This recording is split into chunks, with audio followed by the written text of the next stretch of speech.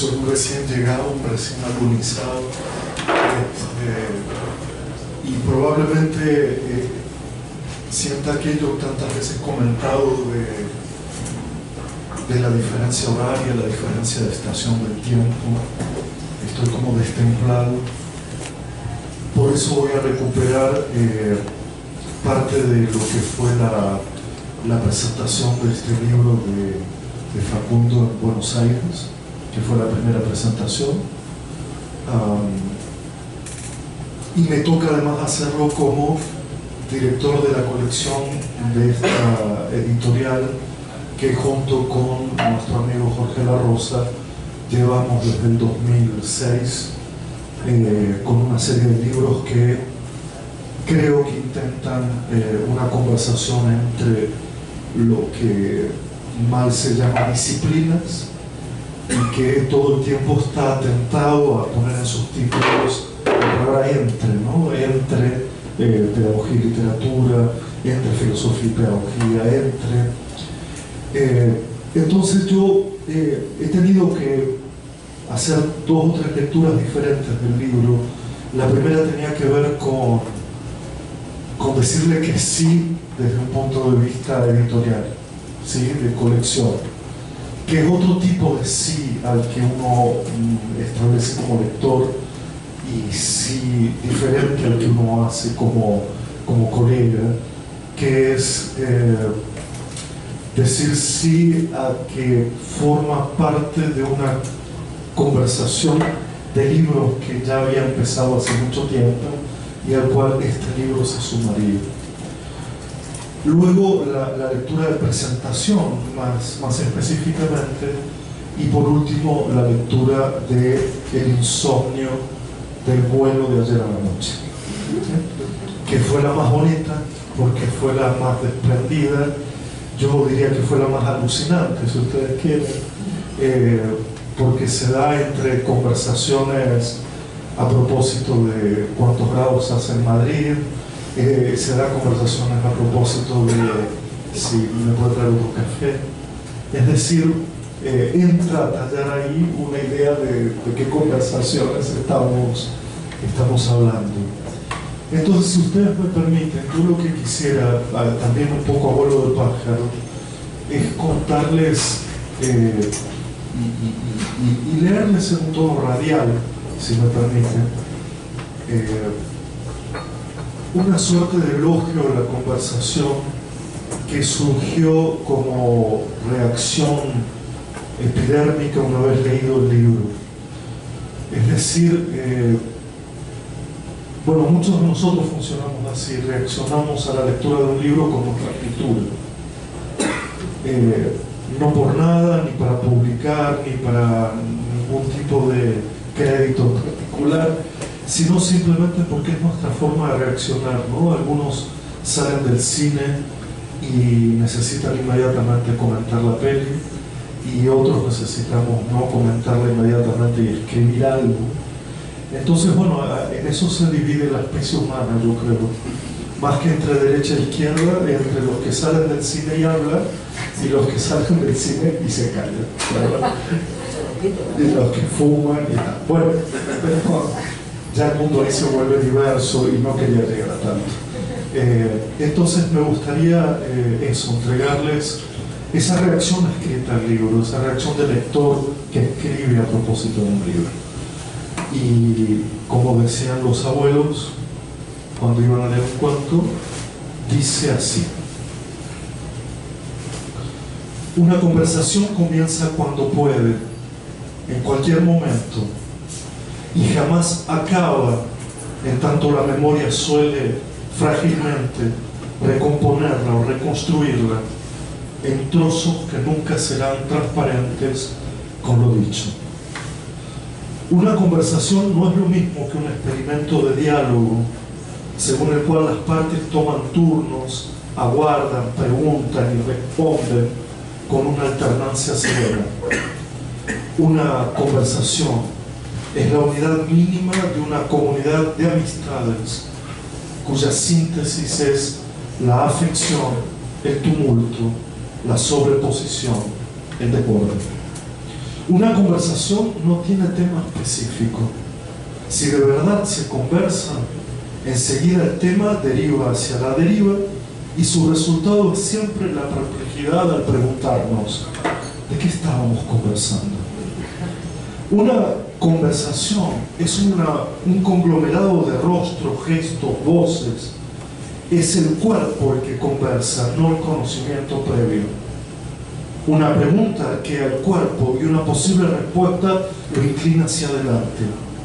Las palabras sacuden, despiertan, encienden, ofenden, desesperan, revuelven. Una conversación es lo contrario del porque lo digo yo. El yo no tiene ninguna trascendencia en la conversación porque se trata de diluir en la potencia de nosotros. Una conversación tiene como límite la indiferencia, el abandono, el quitar el cuerpo, el irse. Una conversación no busca acuerdos ni desacuerdos, sino la tensión entre dos biografías que se presentan y representan a la hora de encontrarse. Una conversación reúne por lo menos a dos fragilidades. Solo la confesión de la mutua fragilidad, es decir, lo que no sabemos, lo que no podemos, instala una relación conversadora. Una conversación es una atmósfera irrecuperable de la cual sobrevive apenas el recuerdo de algún texto. Una conversación es esencialmente un gesto pedagógico, en tanto educar puede ser comprendido como un modo de conversar a propósito de qué haremos con el mundo y con la vida. Es decir, qué harás tú, qué haré yo de mejor con el mundo y cómo me haré responsable por la vida. Como gesto pedagógico, conversar no se dirige tanto a aquello que las cosas son, sino a aquello que hay en las cosas. Se conversa no tanto sobre un texto, sino sobre los efectos de ese texto. Se conversa no tanto sobre un saber, sino sobre sus resonancias. Se conversa no para saber, sino para mantener tensas las dudas esenciales. El amor, la muerte, el destino, el tiempo. Porque una conversación abre una brecha en el tiempo, lo perfora, lo detiene, crea una pausa. Es la única materia de la que está hecha la posibilidad de ausentarse de la urgencia y de la prisa. Pero una conversación no resuelve la soledad originaria con la que venimos y nos despedimos del mundo. Pero es su aliada incondicional. La soledad y la conversación no solo no son contradictorias, sino que se nutren mutuamente. Se conversa con los demás y con uno mismo. Una conversación no tiene nada que ver con ese indigno ponerse en el lugar del otro. Ese es el lugar del otro. Lo que la conversación habilita es a intentar narrar ese lugar, hacerlo más hondo, quizás más transparente, pero seguirá siendo siempre el lugar del otro. La educación es el enclave de la conversación. Por más que hagamos de las escuelas sitios tecnificados y de mero lucro, lo que sostiene a la comunidad es la potencia de la conversación. Este libro es un elogio a la conversación. Se conversa desde el inicio hasta el final. Sus páginas están pobladas de voces distintas, modos de ver diferentes, puntos de partida y puntos de vista intensamente opuestos.